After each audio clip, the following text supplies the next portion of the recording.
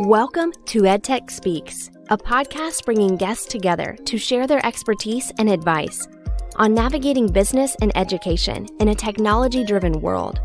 From entrepreneurs to vendors, higher education to corporate leaders, we'll uncover their perspective regarding the latest trends and technologies impacting your career or business.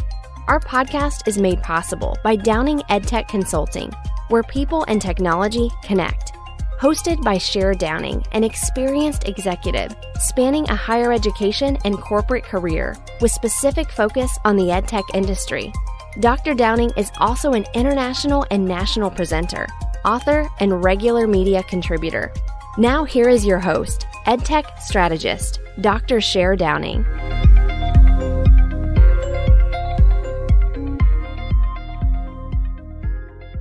Hi, everyone. Welcome to EdTech Speaks, a podcast where we bring guests to share their expertise and advice on navigating business and education in a technology-driven world. Our goal is to provide you with options for products, services, and knowledge that can help benefit you or your business. I'm Cher Downing, your host, and I want to introduce today's guest, Dr. Jennifer Nash, who is the founder and CEO of Jennifer Nash Coaching and Consulting. Hi, Jennifer. Welcome. Hi, Cher. Thank you so much for having me. Very excited to have you here today because obviously another consultant. So that's always fun to hear about what people are doing.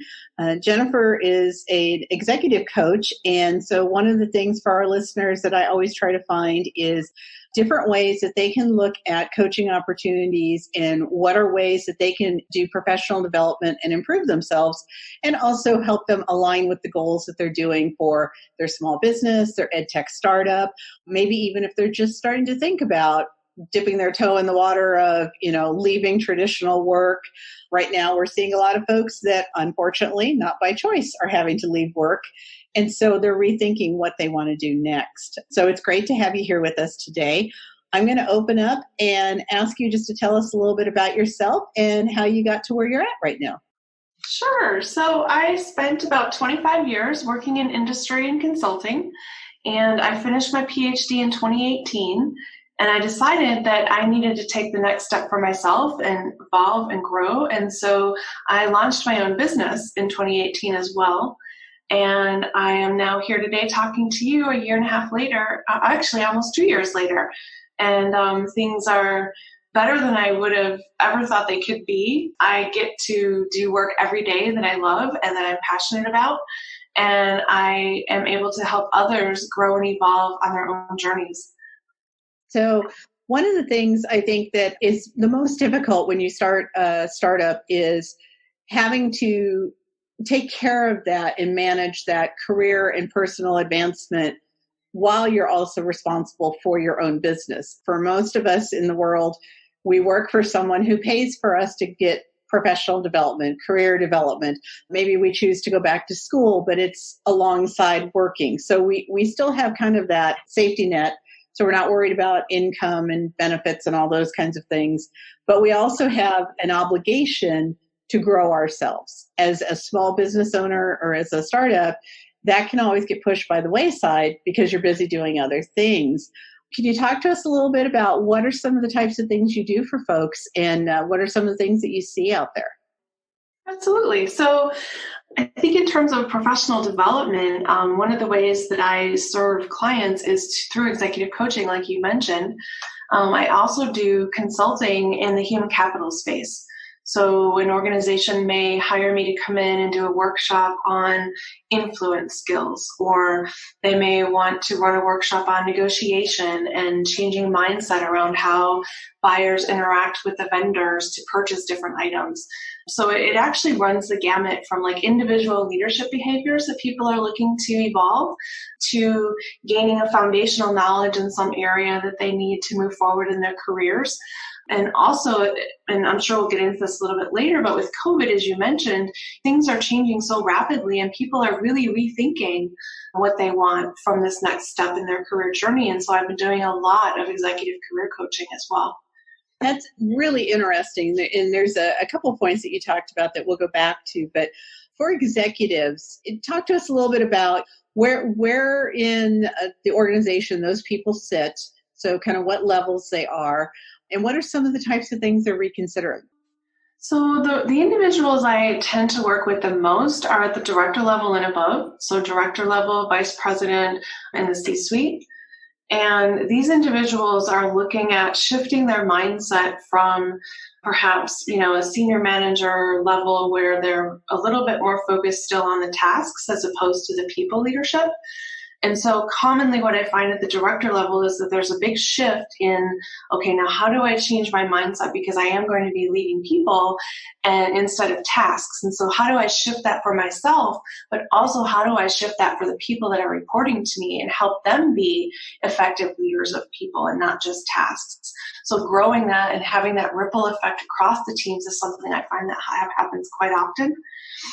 As you move up from the director level to the vice president level, you start to see a shift in the capabilities that are required, both from a strategic standpoint as well as from a visioning standpoint. And so it is as much a people leadership role as it is a leader that can create vision and that can inspire others and motivate others to follow that vision. And then as you move into the C-suite level, it's really being able to have a holistic look at everything that is going on in the organization. And not just in the organization, it also requires that ability to look externally and see what environmental factors are impacting the organization and what's coming down the pipeline and how to mitigate that and proactively handle that before it impacts the organization in a negative way. At the same time, looking internally at the organization and figuring out, what do I need to move forward? What do I have? Where are we positioned? So it's really, I think at the C-suite level, there's really a duality of focus that is required more so than maybe at the other levels. And it's actually something that my doctoral research had showed, that when you take outstanding leaders and compare them with average leaders, you find that the outstanding leaders not only have a lifelong focus on learning, but they also have a dual focus. They have it on themselves and they have it on the people that work with them. They have it on their organization internally, but also externally. And you see that duality repeated in multiple facets of the world. So I think that's so important for our listeners, because when you're a startup, obviously you wear all of the hats. When you're a small business, you still tend to wear all of the hats, or at least the majority of them.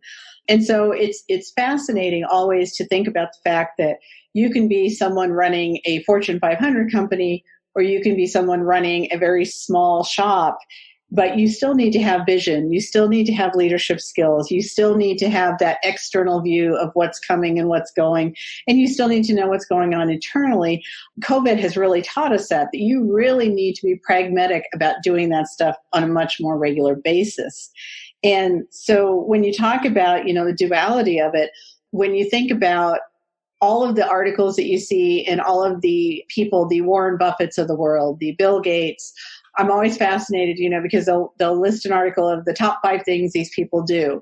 And if you look at them all comparatively, it's all about the same. And it's exactly what you're talking about. They all have a concern for how they're continuously learning, how they're continuously moving things forward. What are the trends that are around them? Not just specific to what they're doing, but what are the trends in the world? What is impact and how broad is that impact? And then they're always concerned about not just the people around them, but also the people below them. Some of them will admit, Bill Gates has admitted that, he didn't do as good a job as a supervisor as he could have as he looks back on it. Probably a good majority of us would also say that, because you learn almost baptism by fire. But I think what you're doing is talking a lot about, what we're continuously seeing right now from the people that we do look at, our key leaders in business and industry. Absolutely. And I think also, part of what COVID has helped bring to the forefront for people is this awareness that there does need to be a focus on, what's happening externally in our environment and how it's impacting us and how it's impacting our organizations and how it's impacting our cultures and our families. And then turning that lens around and saying, well, how is it impacting me as an individual? And what do I need to shift or change so that I can evolve and adapt with this massive change that is happening in our society right now?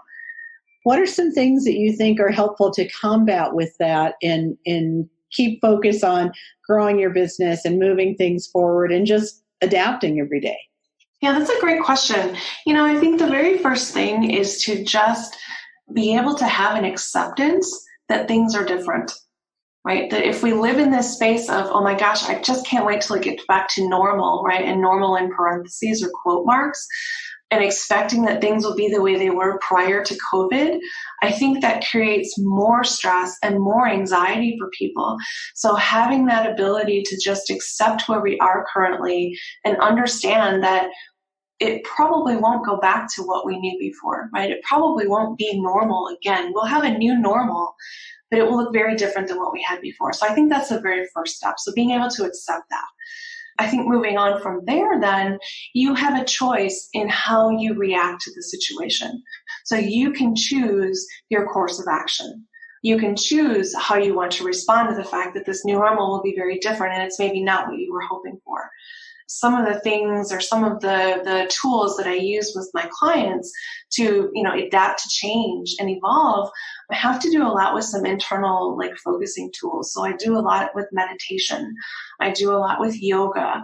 I do a lot actually with asking them to do some reflection work, right? And some journaling work so that they can get everything out of their head and all those emotions that are happening and get them written down so that they can then see what they actually are.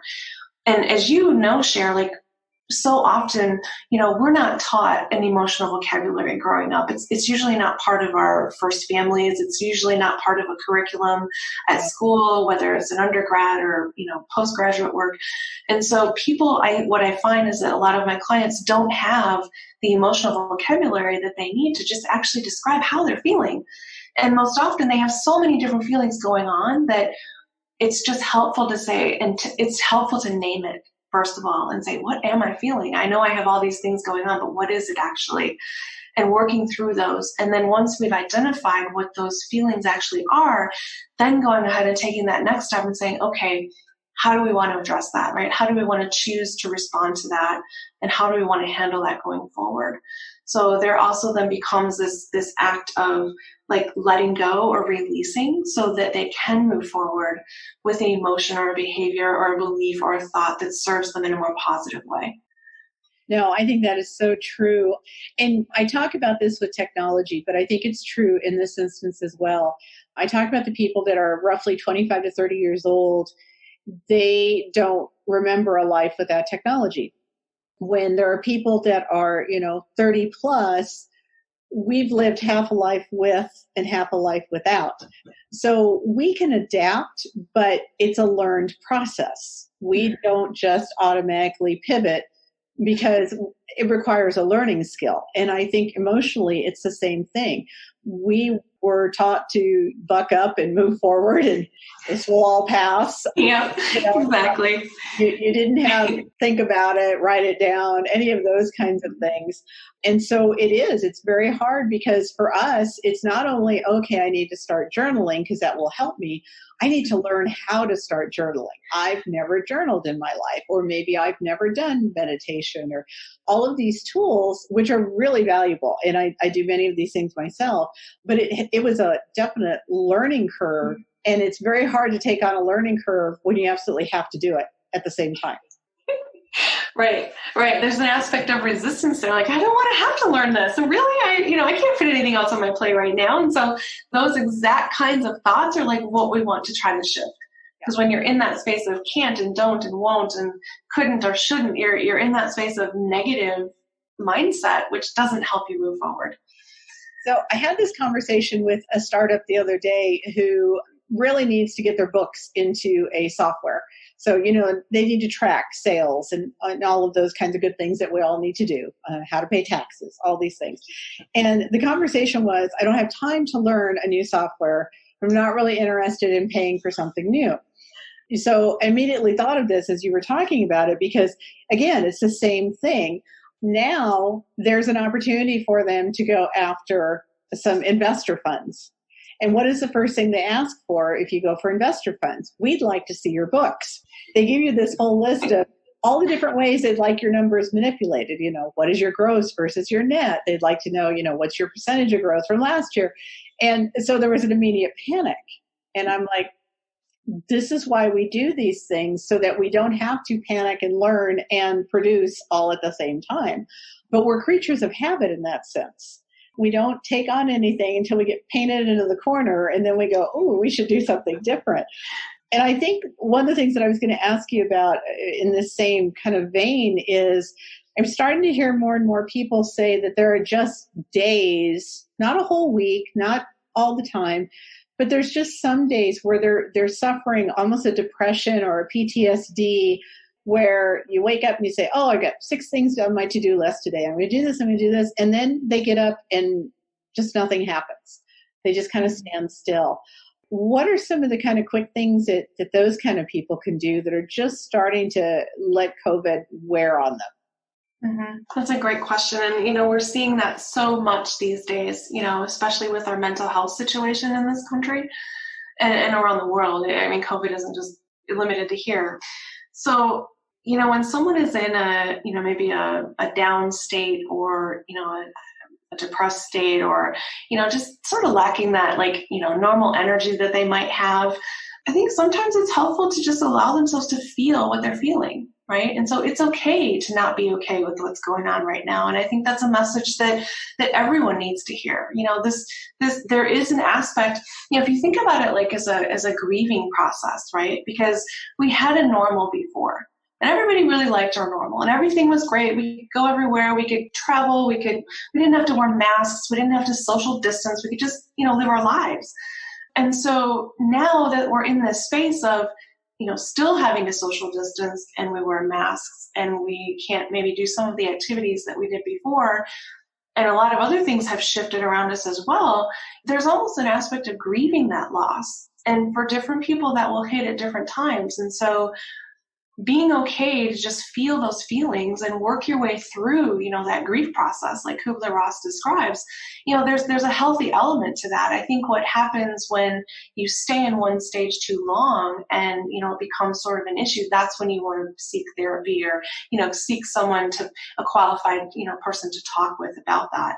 But if it's not a case where it's diagnosed depression or whatever you have, then I think some of the ways that you can start to shift those states is through physical movement. That's one of the best ways that you can shift your emotional state. So you literally, if you get up, you put on your favorite dance song and you start dancing in your living room, you will find that your body has shifted how it feels, because you've initiated some of those hormones that create the good feelings in your brain. So dancing is a great way to do that. Another way to do that is to maybe get outside and get some fresh air, right? Or if you live in a place where it has a lot of sunshine, make sure that you've got your window shades open so that you can have some sunshine coming in. That elevates your mood and lifts your spirits. Maybe reach out to a friend that you haven't talked to in a while and create that connection with them and have that conversation so that you don't feel alone, right? That there is someone there who loves you and supports you, and you create that community. And I think a lot of what's happening right now with COVID is that people are so physically distanced from one another that they forget that they can make those kinds of social connections still using technology and using all these amazing tools that we have today to help people become even closer, even if they're not physically in the same place. It's such a great point. We were having this discussion a while back about the fact, what if this had happened 10 years ago, 15 years ago? We'd have all been sitting at home with a book.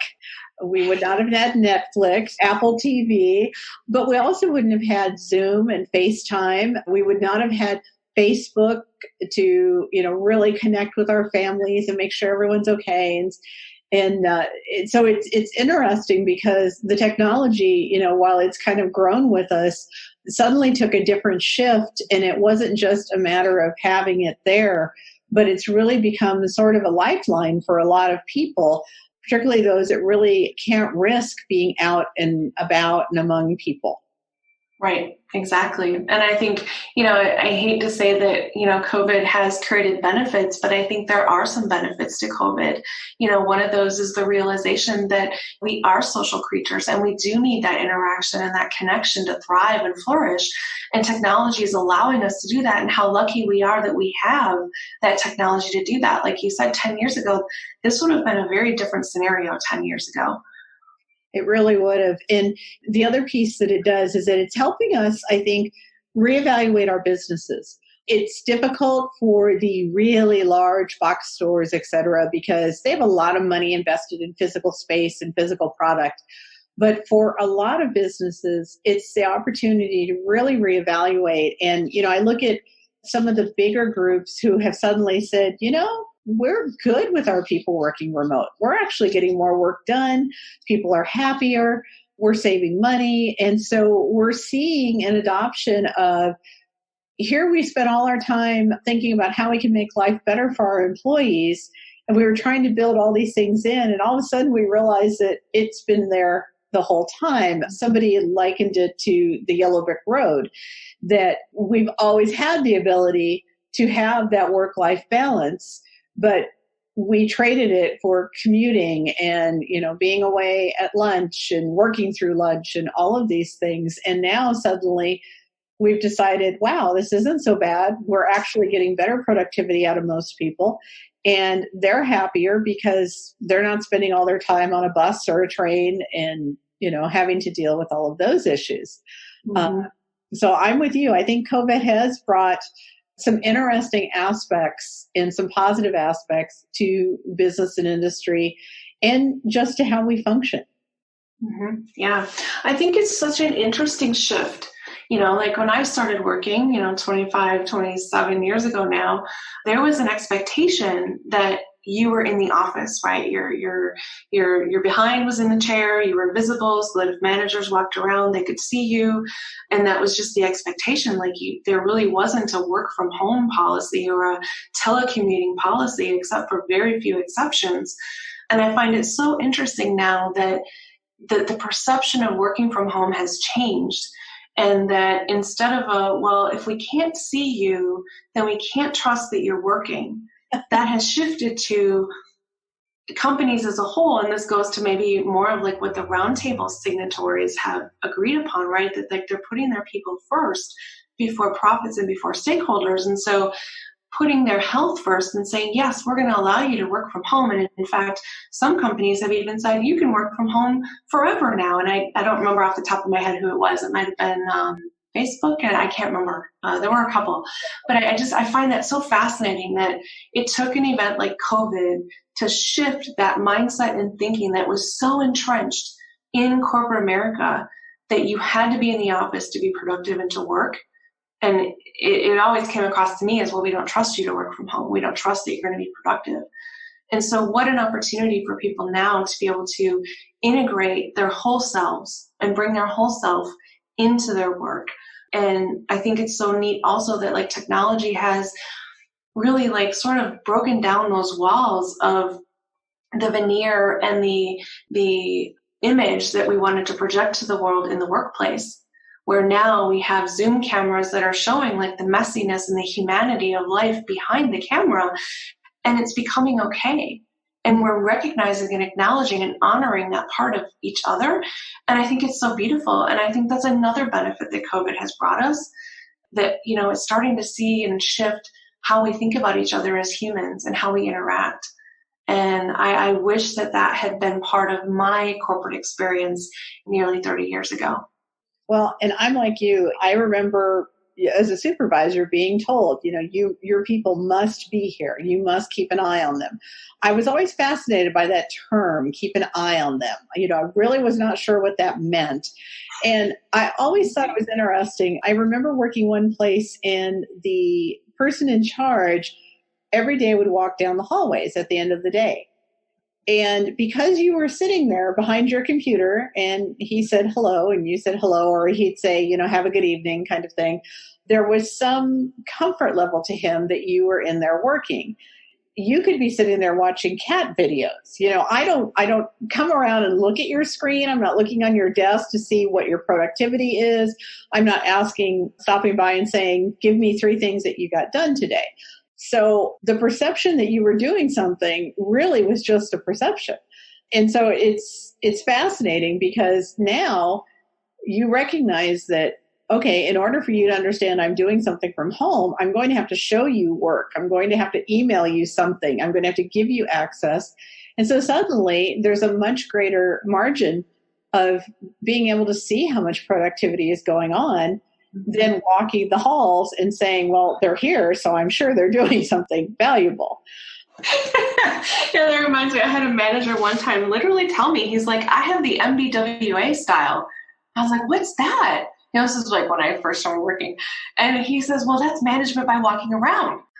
First time I'd ever heard that, I went, what? And he always walked around at 5 o'clock, 8 o'clock in the morning and 5 o'clock at night. You should be walking around at the end of the day and checking on everyone. And I'm not sure I understand the value of doing this. And I didn't do it. And I can remember having an evaluation and being asked about it.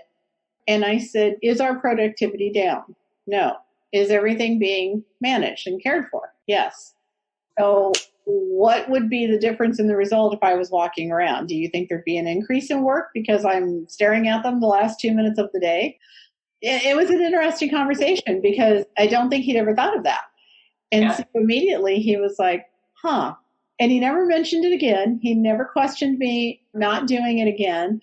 But I always found that fascinating. And so over the years, as we got more and more technology, I remember companies being concerned. Well, if we give you the internet access, you'll look at things. You might be out there surfing and such. And I'm thinking, so you're in your office reading a magazine instead under your desk, but you're not on your computer. You're still not doing any work. I mean, there's always those that are going to push the envelope on that end. Mm-hmm. So it's definitely a change for us. I think it's a good change.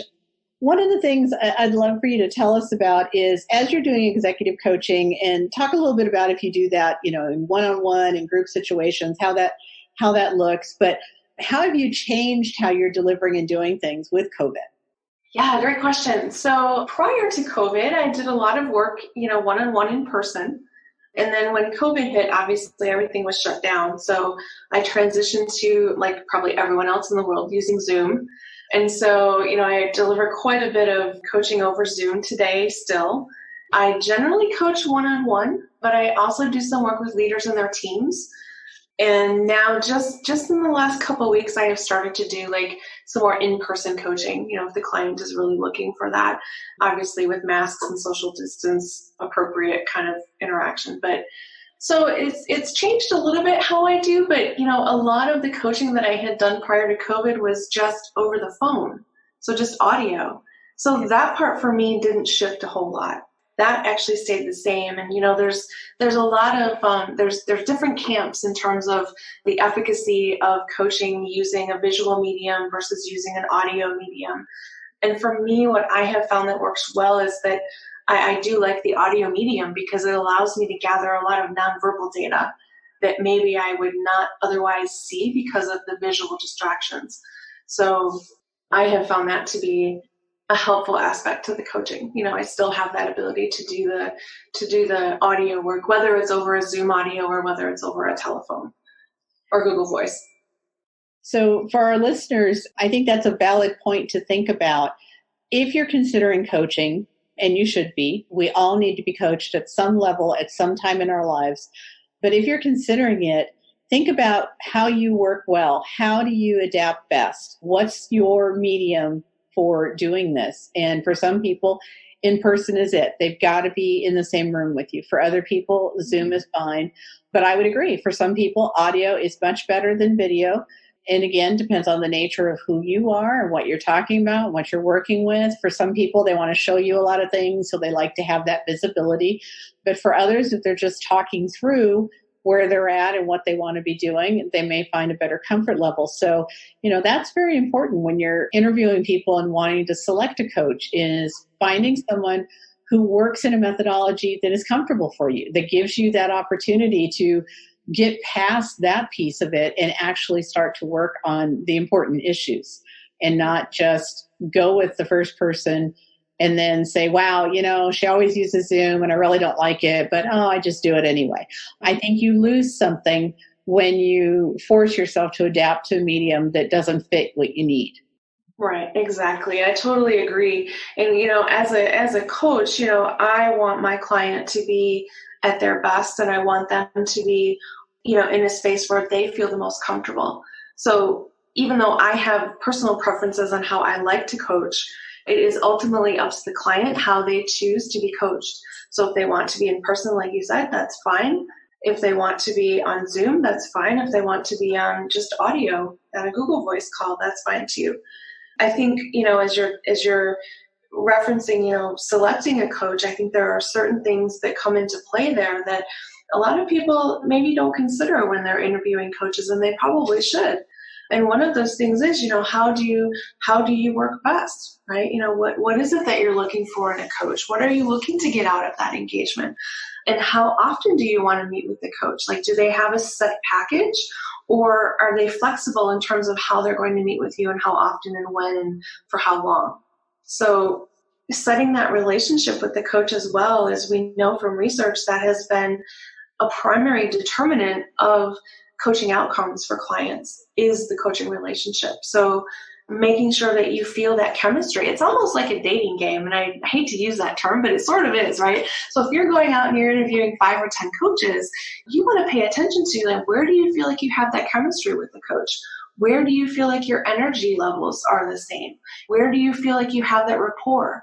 Where do you feel like you already have that safe container or that safe space to be able to have those conversations with the coach that will get into some probably pretty deep and personal territory?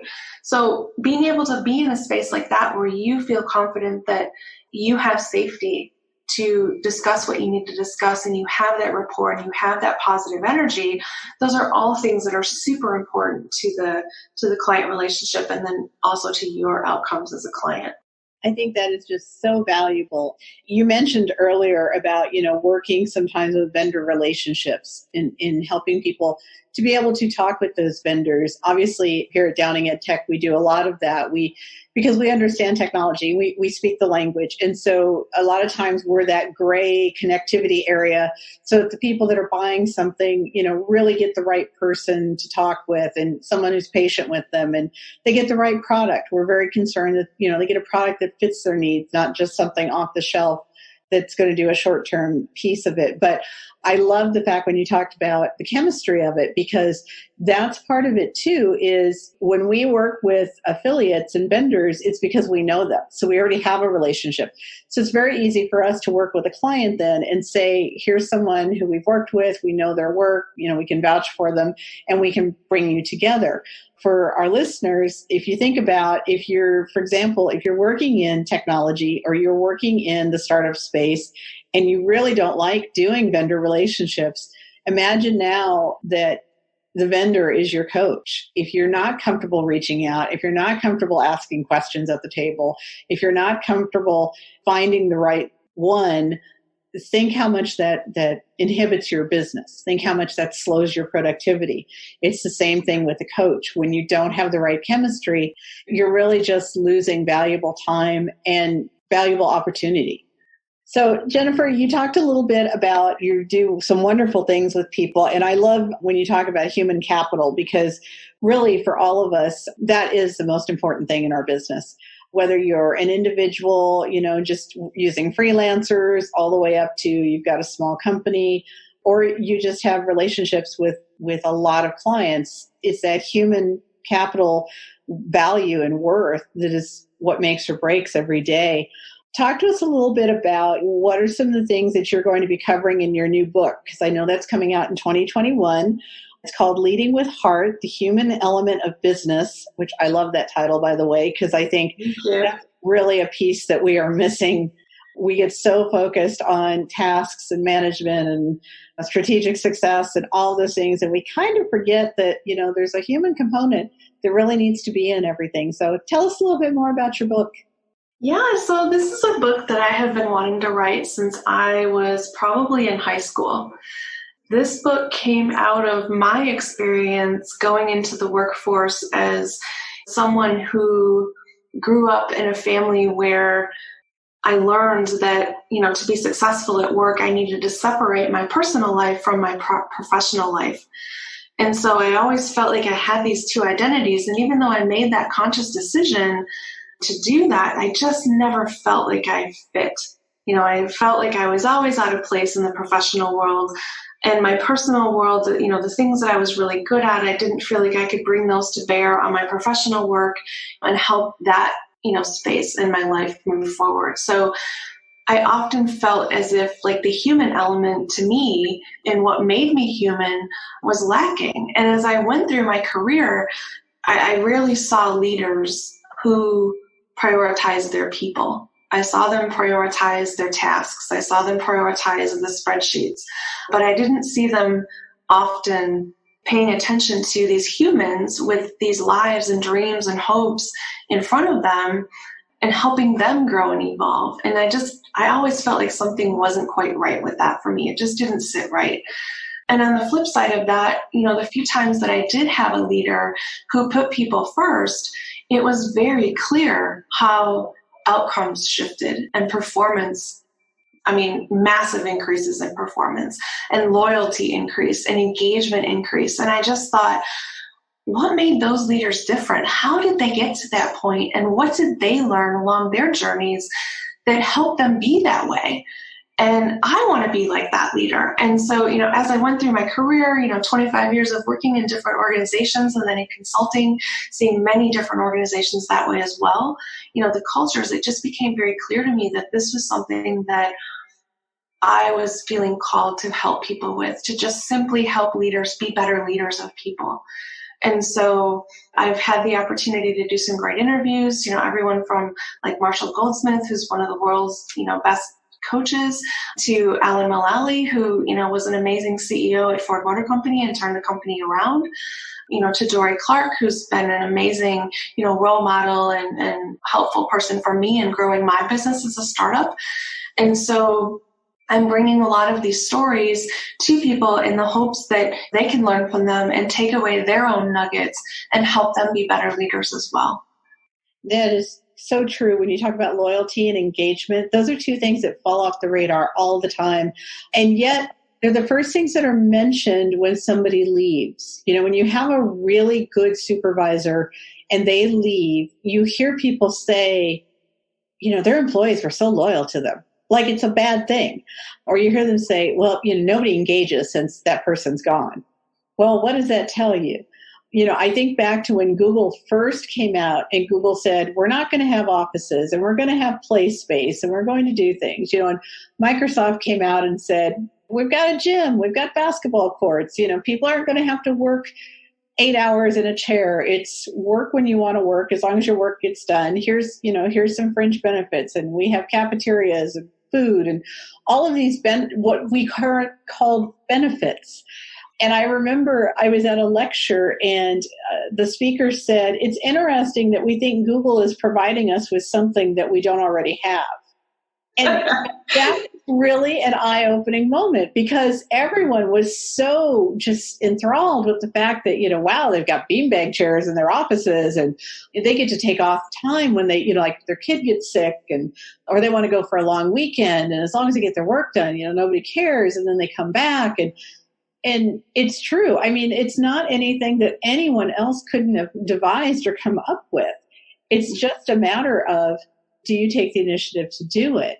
Even when you talk with people who are small business owners or who are individual startups, the first thing they'll tell you is the biggest struggle is I work 16 hours a day and I work 7 days a week. And it's like, why? You're the boss. Take the afternoon off. But it's so instilled in us to not do that. So I'm excited to read your book and to see, some of the things in there because I think now, and it's going to come out timely because after COVID, now we suddenly realize, wow, there really is a human element and it's important. Yes, absolutely. And I think COVID is also another benefit is that it's really helped shine that light on the fact that, maybe you were able to get away with like managing those tasks before. But now what's going to happen is you're going to have all these machines and all these different programs and all these different software tools. And like you have to be able to get people to work together so that you leverage all the power of that to move the organization forward. So there's still that huge element of, how do you be a great people leader and help bring your people together and recognize and honor them for who they are and the unique contributions that they bring to the organization. So I know you've got a new audio course available. Do you want to tell us a little bit about that? Sure, yeah. So my new audio course is with a company called Knowable, and they are an amazing startup out on the West Coast. The course that I'm offering there is called Power Up Your Performance, Discover Your Why. And this course actually was developed for them because I found that in all of the leaders that I have been coaching, one of the common threads that's coming across, particularly since COVID, is this idea of there's just something that seems to be missing for me now in my career. Like maybe I've been successful, but I'm just not feeling the love anymore. Like I'm just not feeling the magic or the passion, and I don't know where it went, and I really want to get it back. And so I developed this course to help people get back in touch with, what brought them that magic, and to help them find that for this next chapter in their career journey. And many of them are in career transition because of COVID, either because they've lost the job or they chose to leave because they realize it's not fulfilling them in the way that they want to be. And so it's been an opportunity, I think, to help people really shape their next career decisions and journeys around what is it that stokes their fire? What is it that gets them up in the morning? What are they passionate about? And how do they want to manifest that in their career going forward? I encourage all of you to take a look at Knowable. There's a variety of courses on there. Obviously, audio is lovely because you can, listen to it when you're exercising or walking or even just hanging out on your couch. But I think the real benefit there is that it's a mixture of courses. There are certainly some courses that are just for fun, some for interest. There's a lot of them that really are giving you another toolkit of starting to analyze what you want, what you need. And I think, this is another good way of saying, get through this course and go, wow, do I need coaching? Or what kind of coaching do I need or do I want? For all of you that are running your startups, I know you get very, very focused on just working on getting that product out the door or that concept. But you also have to be thinking about, how are you going to grow? How are you going to be out there? One quick example, the other day I worked with someone who spent so much time working on their product, and their product is great, and their product is about to get picked up. But because they got picked up, they said, we want you to do this series of presentations so that we can invite potential investors and people who might be interested in using it. And a sudden panic set in because they're not prepared to do presentations or to put them together or to talk in a manner that, can shift per audience. Not just one presentation to give to everybody that shows up, but for every presentation they do to shift to that particular audience and their particular needs. So you always need to be thinking about these kinds of things. What are the tools that are out there? And so an audio course is a great way to get your feet wet. I think it's also a great way to discover who's out there and who's available. So Jennifer, I'm going to ask you a final question for today because we ask everybody this.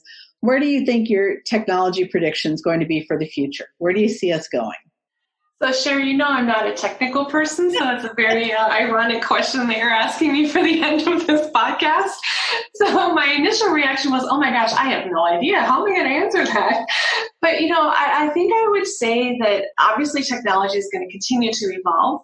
In which ways, I'm not exactly clear. That's not my area of expertise. But I do know that it will continue to evolve. What I think will happen is that it will create new opportunities to bring people together and connect in ways that we don't even see right now. Before COVID hit, we were talking about Industry 4.0 and like digital transformation and artificial intelligence and how, the Internet of Things are going to change everything going forward. And I think, as we look to the future, we'll have something maybe like Industry 8.0 or, technology like 3.0, where we have things that don't even exist today. I think the one thread, though, that will stay common, even though there will be all these advances in technology, is that we still have that human element. We still have that need to connect with one another. We still have that need to see each other as humans, to understand each other, to acknowledge each other, and to celebrate, what makes us each unique and special and contributing to the world. So I think technology will continue to help us do that in ways that are unique to each of us so that we can stand out in the way that we're meant to be. I think that's an absolutely brilliant answer because we do focus sometimes so much on the actual root of the technology, we forget about what it brings to the table. And we now have learned what it brings to the table, forcibly for some people. And we won't say it went over well, but, I joke that a year ago, people didn't really understand what we did in the EdTech arena. And fast forward a year and everybody went, oh, I get it. It's a difference in a day. You never know what's coming. So I think you're absolutely right. The technology is the secondary part. It's a delivery method, but how we can come together with it, I think is going to be really powerful. And with people like you who are willing to work with folks and move things out and try new things, I think that's part of what makes that happen as well. So I want to thank you for joining us today. Jennifer, this has been just great, and I really appreciate it. I think there's a lot of valuable information for our listeners to really think about how technology and the human element comes together. I think it's also really important for our listeners to think about kind of what their next steps are and where they're going. Even if they're in a business or in a role that they're enjoying, there's always room for improvement. There's always room for growth. And there's always room for exploration. I think we can never just be stagnant because we don't know what's coming around the corner. We certainly don't know what 2021 is going to be like, but we certainly can try to prepare ourselves as best as possible. How do people reach you? And we'll also include it on all of our podcast sites, but what is your website? So my website is drjennifernash.com. And I invite your listeners to go out and take a look. There is a contact form on the website, so they can pop their details into that contact form, and I will be in touch with them shortly. Wonderful. Well, we sure appreciate you being on here today. I think, we try to bring people how technology fits into all aspects. And I think sometimes people don't realize that coaching and even going through the act of being coached can be done utilizing technology. And so this is really important for us. For everyone listening, I hope you enjoyed today's episode at EdTech Speaks and can make use of the information we've given you. As always, we look forward to having you join us again. If you want more information on our podcast, you can reach our website at www.downingedtech.com, or you can listen to us on Amazon, Spotify, Apple, Google, iHeartRadio, or Stitcher. Until next time, keep learning. Thank you for listening to EdTech Speaks with EdTech strategist Cher Downing. To learn more about the services Downing EdTech and its staff can provide you, find us at www.downingedtech.com. If you enjoyed today's podcast, be sure to share it. We'd also like to hear from you regarding any suggestions for topics or guests and the value you received from our show. Check back for new podcasts with featured guests at www.downingedtech.com/podcast.